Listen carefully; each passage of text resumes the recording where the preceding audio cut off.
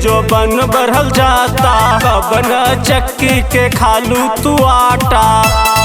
ए सुनो एक लटकेलू हो, दिने पे दिने जो बन बढ़ल जाता, कबन चक्की के खालू तू आटा।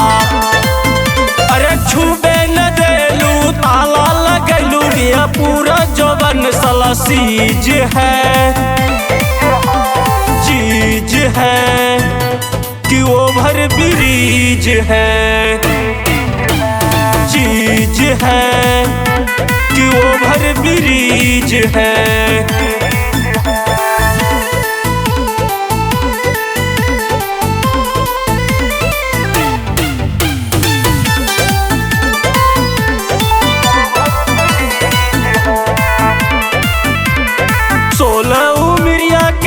भइल कांड हो सगरो जगहिए बतोहरे डिमांड हो, बहुत गर्दा उड़ा बतारू हो। 16 उमरिया के का भइल कांड हो, सगरो जगहिए बतोहरे डिमांड हो।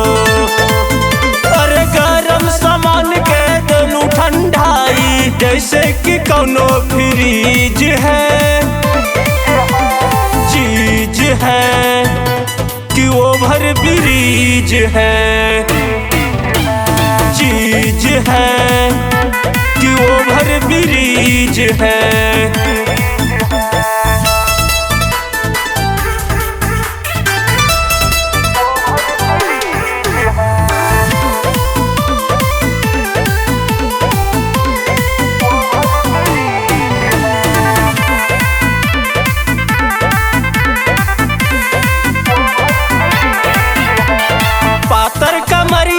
कुल्ही बचरचा महंग माल के बराबर खर्चा, बजट के बाहर के पीस बारू हो।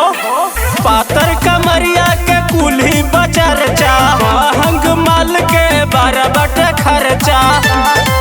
तोहर फेराइल बुझ बेटा गइल हुआ जैसे मरीज है, चीज है कि ओवर ब्रिज है, चीज है कि ओवर ब्रिज है।